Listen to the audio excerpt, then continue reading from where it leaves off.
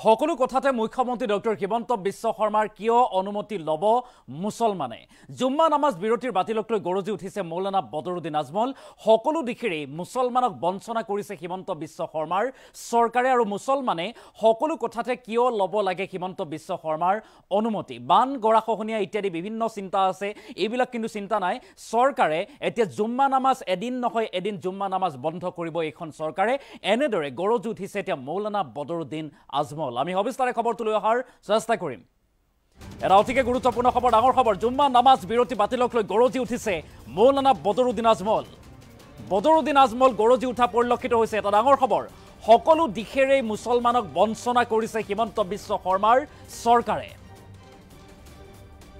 আৰু মুছলমানে সকলো কথাতে কিয় লব লাগে হিমন্ত বিশ্ব শৰ্মাৰ অনুমতি কিয় লব লাগে মুখ্যমন্ত্ৰী ডক্টৰ হিমন্ত বিশ্ব শৰ্মাৰ অনুমতি মুছলমান সকলে বান খহনীয়াৰ প্ৰতি চিন্তা নাই এইখন চৰকাৰৰ বান গৰাখহনীয়াৰ প্ৰতি চিন্তা নাই এইখন চৰকাৰে জুম্মা নামাজ শেষ কৰিবলৈ বিচাৰিছে কিন্তু এইখন চৰকাৰে জুম্মা নামাজ শেষ কৰিব বিচাৰিছে বুলি উল্লেখ কৰিছে এইখন চৰকাৰে এদিন নহয় এদিন জুম্মা নামাজ বন্ধ কৰিহে এৰিব এই মন্তব্য কৰিলে মৌলানা বদৰুদ্দিন আজমলে মুছলমান সকলক সংযমী হ'বলৈও আহ্বান জনালে মৌলানা বদৰুদ্দিন আজমলে এটা ডাঙৰ খবৰ জনাইছো এই মুহূৰ্তত ব্ৰেকিং নিউজ জুম্মা নামাজ বিৰতি বাতিলক লৈ গৰজি উঠিছে মৌলানা বদৰুদ্দিন আজমলৰ গৰ্জন সকলো দিশৰে মুছলমানক বঞ্চনা কৰিছে হিমন্ত বিশ্ব শৰ্মাৰ চৰকাৰে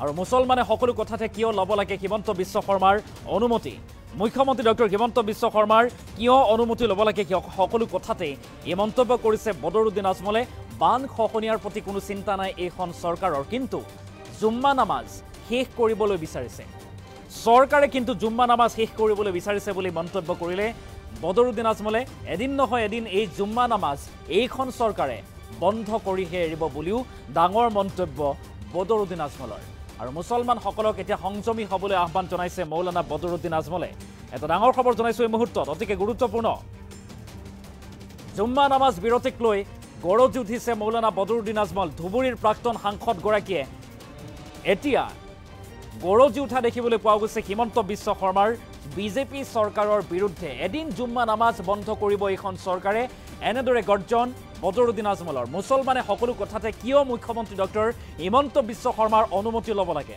কিয় ল'ব বুলিও প্ৰশ্ন কৰিলে এতিয়া বদৰুদ্দিন আজমলে লগতে কৈছে মুছলমানসকল সংযমী হওক কিন্তু এইখন চৰকাৰে এদিন নহয় এদিন জুম্মা নামাজ বন্ধ কৰিহে এৰিব বুলিও ডাঙৰ মন্তব্য মৌলানা বদৰুদ্দিন আজমলৰ মন্তব্য আছে বদৰুদ্দিন আজমলে কি কৈছিল আমি সেই মন্তব্য আগবঢ়াইছোঁ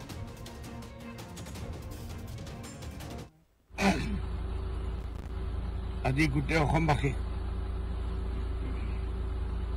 এটা চিন্তা দিয়াৰ কাৰণে বহি আছো আপোনালোকৰ সন্মুখত মোৰ দুখ লাগিছে এনেকুৱা নহয় যে মুছলমান হিচাপে মই প্ৰটেষ্ট কৰি আছো 87ৰ বেছি ইয়াৰ্ছ এটা পৰম্পৰা জুম্মান নমাজটো আমি এছেম্বলিত ছাৰ ছাদুল্লাহ চাহাবৰ জমানাত পৰা আৰম্ভ হৈছে আজ যোৱা ফ্ৰাইডেলৈকে চালু আছে এতিয়া হঠাৎ বিজেপি চৰকাৰ ডক্টৰ হিমন্ত বিশ্ব শৰ্মাৰ চৰকাৰ RSSৰ চৰকাৰ বিশ্ব হিন্দু পৰিষদৰ চৰকাৰ হঠাৎ সজাগ হৈছে মুছলমানকতো একো দিব নোৱাৰে সব জায়গাত মুছলমানৰ ওপৰত পাবন্দী লগাই আছে কত যাব লাগে কত যাব দিব কত পারমিশন দিব কত নিদিব কত কে কি খাব নিজৰ ঘৰত কেনেকৈ থাকিব দুৰ্ভাগ্যৰ কথা এইসব কথা এতিয়া চৰকাৰে ডিসিশন ল'ব আজি গোটেই অসমত মূল্যবৃদ্ধি আসমানত গৈ পাইছে ফ্লাডৰ মামলা গুৱাহাটী নিৰাপত্তা নাই গুৱাহাটীত ফ্লাডৰ কাৰণে মানুহ ঘূৰিব নোৱাৰে লাখ লাখ বিঘা মানুহৰ ধুবুৰী গোৱালপাৰা বৰপেটা মাজুলী সব জায়গাত ভাঙি আছে চৰকাৰ সেইটো কৰাৰ চিন্তা নাই এইসব সমস্যা নহয় চৰকাৰ হাজাৰ হাজাৰ ক্ষেত্ৰত ফেইল হৈ আছে এইটো চৰকাৰৰ কোনো চিন্তা নাই জুম্মাৰ নামাজ বন্ধ হ'ব লাগে। এইটোৱেই আমাৰ সবচেয়ে ডাঙৰ সমস্যা অসমৰ ভাৰতবৰ্ষৰ। কিন্তু দিল্লীত বিজেপি চৰকাৰ, ইউপিত বিজেপি চৰকাৰ, আমাৰ অসমত RSS চৰকাৰ। এইটোতো এক না একদিন বন্ধ কৰিব আমি জানো। আমি আমাৰ মুছলমানসকলক এটাই আহ্বান দিব যে আপোনালোকে এইটো লৈ হৈ হাল্লা কৰিব নালাগে। আৰু বেছি দিন নাই, এই চৰকাৰটো যাব, নতুন চৰকাৰ আহিব। আপোনালোকে কেবিনেটৰ ডিচিশ্যন লৈ আকৌ একবাৰ নমাজটো আৰম্ভ কৰি দিব। এইটো কোনো ডাঙৰ কথা নহয়। চৰকাৰ আহি আছে, গৈ আছে, আহিব যাব।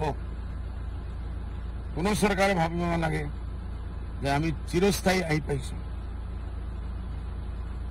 দিন বদিন ৰুলিং পাৰ্টিৰ পজিশ্যনটো বেয়া হৈ আছে। ভিতৰুৱা কেছকাল আৰু বহুত প্ৰব্লেম চলি আছে। চৰকাৰে যোৰহাট যাব নোৱাৰিব, মিয়াসকলে কাম কৰিব নোৱাৰিব, আমি বন্ধ কৰি দিম। অমুক এৰিয়াত যাব পাৰিব, অমুক এৰিয়াত যাব নোৱাৰিব। এইটো গোটেই অসমত ডাঙৰ দাঙ্গা ফাসাদৰ লাইনে মুখ্যমন্ত্ৰী হিচাপে লৈ গৈ আছে। ইলেকশ্যনৰ আগত, 26ৰ আগত, পঞ্চায়তৰ আগত কোনো ইস্যু নাই তেখেতৰ হাতত। এটাই ইস্যু আছে, মিয়া মুছলমান হিন্দু। সেইটো কৰি কিমান দিন ৰাজত্ব কৰিব? এইটো স্থায়ী পলিচি নহয়। চিএম সাহেব, সদ্ভাৱনা, প্ৰেম, মহব্বত চৰকাৰ থাকক নাথাকক, অসমৰ যেটা আমাৰ সম্প্ৰীতি আছিল সেইটো বজাই ৰাখক। আৰু আপুনি কি কি পাৰে মুছলমানক বন্ধ কৰিব? আমি জানো, লিষ্ট আছে আপোনাৰ নহয়। RSSৰ নাগপুৰৰ পৰা আহে, এইটো বন্ধ কৰা, সেইটো বন্ধ কৰা, এইটো আপুনি কৰিব বাধ্য। যেনে CM থাকিবলৈ আপুনি এইটো কৰিবই লাগিব। দুখৰ কথা, ডাঙৰ ডাঙৰ সমস্যা আমাৰ সমস্যা আছে, ইস্যুজ আছে, সেইটো চৰকাৰে বন্ধ কৰিব নোৱাৰে। খালি জুম্মাৰ নামাজেই সবচেয়ে ডাঙৰ ইস্যু হৈ গ'ল।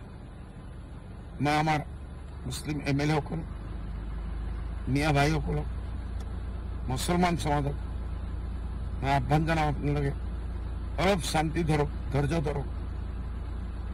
আৰু কি কি আছে ডক্টৰ হেমন্ত চাহাবে কৰি দেখাই দিয়ক। 2026 আমাৰ সন্মুখত আছে। আপোনালোকে সেই টাইমত পলিটিকেলি এইটো কি উত্তৰ দিব লাগে আপোনালোকে দিব, মোৰ আশা আছে।